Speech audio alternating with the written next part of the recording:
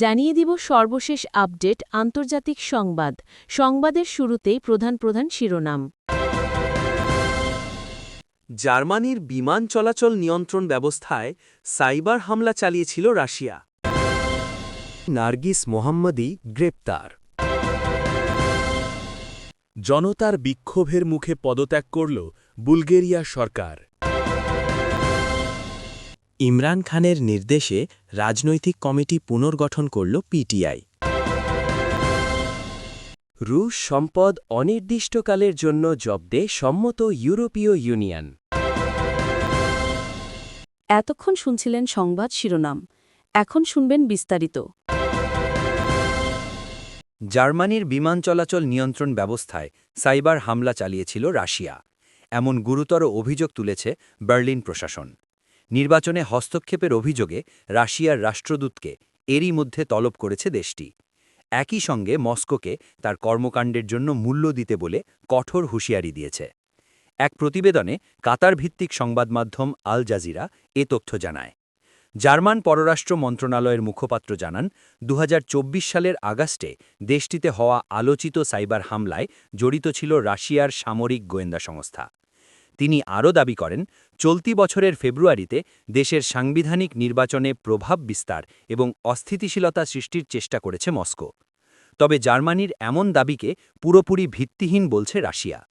ইউক্রেনে হামলার পর থেকেই ইউরোপের নানা দেশে রাশিয়ার সন্দেহভাজন সাইবার হামলা নিয়ে বাড়ছে উদ্বেগ।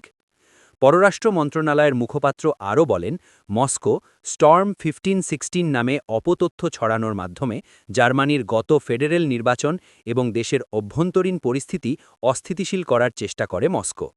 এই প্রচারণার লক্ষ্যবস্তু ছিলেন গ্রিন পার্টির শীর্ষ প্রার্থী রবার্ট হাবেক এবং জার্মানির বর্তমান চ্যান্সেলর ফ্রিডরিশ ম্যার্টস।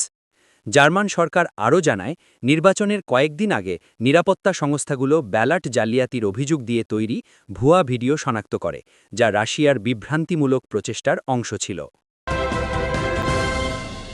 ২০২৩ সালের নোবেল শান্তি পুরস্কার জয়ী ইরানি মানবাধিকার কর্মী নার্গিস মোহাম্মদীকে শুক্রবার মারধর করার পর গ্রেপ্তার করেছে ইরানের নিরাপত্তা বাহিনী। মৃত মানবাধিকার আইনজীবী খসরো আলীকর্দির স্মরণ সভা থেকে তাকে আটক করা হয় বলে জানিয়েছেন তার সমর্থকরা। গত সপ্তাহে মোহাম্মদীর কার্যালয়ে এই আইনজীবীকে মৃত অবস্থায় পাওয়া গিয়েছিল। মাশহাদ শহরে তাকে শেষ শ্রদ্ধা জানাতে উপস্থিত ছিলেন মোহাম্মদী। সেখানেই তাকে সহ অন্যান্য মানবাধিকার কর্মীদেরকে আটক করা হয়েছে বলে নিশ্চিত করে জানিয়েছেন তার ভাই এবং নার্গিস ফাউন্ডেশন। নার্গিস মোহাম্মদী সহ তার সঙ্গে গ্রেপ্তার হওয়া অন্যান্য মানবাধিকার কর্মীদের অবিলম্বে মুক্তির আহ্বান জানিয়েছে। তবে ইরান কর্তৃপক্ষ এ বিষয়ে কোনো মন্তব্য করেনি। নার্গিস মোহাম্মদী ২০২৩ সালে নোবেল শান্তি পুরস্কার পান। ইরানে নারীদের ওপর নিপীড়নের বিরুদ্ধে তার কাজ এবং মানবাধিকার সমুন্নত রাখায় অবদানের জন্য তাকে এই পুরস্কার দেয়া হয়েছিল। ২ সপ্তাহ ধরে চলা ব্যাপক বিক্ষোভের মুখে অবশেষে পদত্যাগ করেছে বুলগেরিয়ার সরকার। বৃহস্পতিবার ১১ ডিসেম্বর দেশটির প্রধানমন্ত্রী রোজেন ঝেলিয়াজকভ এ ঘোষণা দেন। বার্তা সংস্থা রয়টার্স জানিয়েছে, সংসদে অনাস্থা প্রস্তাবের ওপর ভোটাভুটির কয়েক মিনিট আগে টেলিভিশনে প্রচারিত এক বিবৃতিতে পদত্যাগের ঘোষণা দেন রোজেন। এর আগে দুর্নীতি দমনে ব্যর্থতার অভিযোগ তুলে সরকার বিরোধী বিক্ষোভে নামেন হাজার হাজার মানুষ। রাজধানী সোফিয়া ছাড়াও বিভিন্ন শহরেও ডাক ওঠে সরকারের পদত্যাগের। ফলস্বরূপ ক্ষমতায় আসার ১ বছরেরও কম সময়ের মাথায় পদত্যাগের ঘোষণা দেয় বুলগেরিয়া সরকার। গেল সপ্তাহে ২০২৬ সালে বাজেট পরিকল্পনা পেশ করে দেশটির সরকার। দেশজুড়ে ব্যাপক বিক্ষোভের জেরে যা প্রত্যাহার করা হয়। সীমিত ক্ষমতাপ্রাপ্ত বুলগেরিয়ান প্রেসিডেন্ট এখন পার্লামেন্টের দলগুলোকে একটি নতুন সরকার গঠনের চেষ্টা করতে বলবেন। যদি তারা তা করতে অক্ষম হয়, তবে নতুন করে নির্বাচন না হওয়া পর্যন্ত দেশ পরিচালনার জন্য তিনি একটি অন্তর্বর্তীকালীন প্রশাসন গঠন করবেন। পাকিস্তান তেহরিকে ইনসাফ পিটিআই তাদের রাজনৈতিক কমিটি পুনর্গঠন করেছে। নতুন এই কমিটিতে মোট ২৩ জন সদস্য রয়েছেন, যার মধ্যে তেহরিক তাহফুজ আইনি পাকিস্তান টিটিএপি এর প্রতিনিধিরাও অন্তর্ভুক্ত। পিটিআই মহাসচিব সালমান আকরাম রাজা ও অতিরিক্ত মহাসচিব ফিরদৌস শামীম নকভির স্বাক্ষরিত এক বিজ্ঞপ্তি অনুযায়ী কমিটিটি তাৎক্ষণিকভাবে কার্যকর হবে বলে শনিবার ১৩ ডিসেম্বর দ্য নিউজ জানিয়েছে। আগের প্রায় ৪০ সদস্যের কমিটির বিপরীতে নতুন এই কমিটি দলটির সর্বোচ্চ সিদ্ধান্ত গ্রহণকারী সংস্থা হিসেবে কাজ করবে এবং দল এর বিভিন্ন শাখা ও অন্যান্য কমিটির সব সিদ্ধান্ত ও কার্যক্রম তদারক করবে। এই রাজনৈতিক কমিটি জাতীয় পরিষদ, সেনেট এবং প্রাদেশিক পরিষদসমূহে গিলগিট বালতিস্তান ও আজাদ জম্মু ও কাশ্মীরের পরিষদ সহ দলের সংসদীয় দলগুলোর অনুসরণযোগ্য নীতিমালাও নির্ধারণ করবে।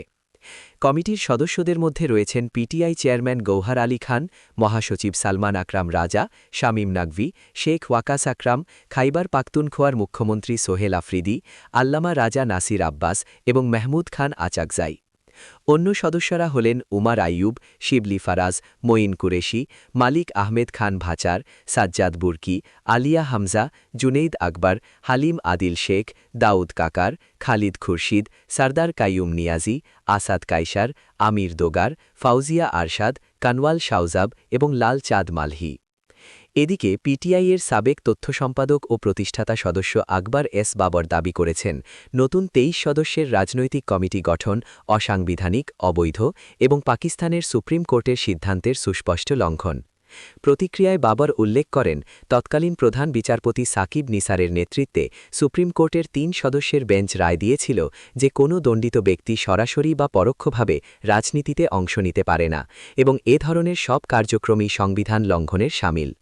তিনি জোর দিয়ে বলেন, পিটিআইয়ের লেটারহেডে জারি করা বিজ্ঞপ্তিতে স্পষ্টভাবে লেখা রয়েছে যে নতুন রাজনৈতিক কমিটি পিটিআইয়ের প্রতিষ্ঠাতা চেয়ারম্যানের নির্দেশে গঠিত হয়েছে, যিনি আদালত কর্তৃক দণ্ডিত। তিনি আরও বলেন, পাকিস্তান নির্বাচন কমিশন ইতিমধ্যে লিখিতভাবে জানিয়েছে যে বর্তমানে পিটিআইয়ের কোনো কর্মকর্তা বা সংগঠনের আইনগত বৈধতা নেই। ইউরোপে থাকা রাশিয়ার কেন্দ্রীয় ব্যাংকের সম্পদ অনির্দিষ্টকালের জন্য জব্দ রাখার বিষয়ে সম্মত হয়েছে ইউরোপীয় ইউনিয়ন। এতে ইউক্রেনকে রাশিয়ার বিরুদ্ধে আত্মরক্ষায় সহায়তা করতে বড় বাধা দূর হল। ইইউ ইউক্রেনকে অর্থায়ন অব্যাহত রাখতে এবং লড়াই চালিয়ে যেতে চায়, কারণ তারা রাশিয়ার আগ্রাসনকে নিজেদের নিরাপত্তার জন্য হুমকি হিসেবে দেখছে। এ উদ্দেশ্যে ২০২২ সালে মস্কোর ইউক্রেন আগ্রাসনের পর যে রুশ সার্বভৌম সম্পদগুলো তারা স্থগিত করেছিল, সেগুলোর একটি অংশ কাজে লাগাতে চায় ইইউ রাষ্ট্রগুলো। শুক্রবার ১২ ডিসেম্বর ইইউ সরকারগুলো যে প্রথম বড় পদক্ষেপে সম্মত হয়েছে তা হল ২১০ বিলিয়ন ইউরো $২৪৬ বিলিয়ন মূল্যের রুশ সার্বভৌম সম্পদ প্রয়োজন অনুযায়ী যতদিন দরকার ততদিন স্থগিত রাখা। এর ফলে হাঙ্গেরি ও স্লোভাকিয়ার মতো দেশগুলো, যাদের মস্কোর সঙ্গে অন্য ইইউ রাষ্ট্রগুলোর তুলনায় ভালো সম্পর্ক রয়েছে, কোনো এক সময় জব্দের মেয়াদ বাড়াতে অস্বীকৃতি জানাতে পারে। এই ঝুঁকি দূর হল। তা না হলে ইইউকে ওই অর্থ রাশিয়াকে ফেরত দিতে হতো। জব্দ করা রুশ অর্থ ব্যবহার করে ইউক্রেনকে সর্বোচ্চ ১৬৫ বিলিয়ন ইউরোর একটি ঋণ দেওয়া হবে। এই অর্থ ২০২৬ ও ২০২৭ সালে ইউক্রেনের সামরিক ও বেসামরিক বাজেটের প্রয়োজন মেটাতে ব্যবহৃত হবে। এই ঋণ ইউক্রেন তখনই পরিশোধ করবে যখন রাশিয়া কিয়েভকে যুদ্ধ ক্ষতির ক্ষতিপূরণ দেবে। ফলে এই ঋণ কার্যত একটি অনুদানে পরিণত হবে। এর আগে জার্মান সরকার জানায়, সোমবার ইউক্রেনের প্রেসিডেন্ট ভলোদমির জেলেনস্কি বার্লিন সফরে গিয়ে জার্মান চ্যান্সেলর ফ্রিডরিক মের্টসের সঙ্গে বৈঠক করবেন। পরে তাদের সঙ্গে আরও ইউরোপীয়, ইইউ ও ন্যাটো নেতারাও যোগ দেবেন।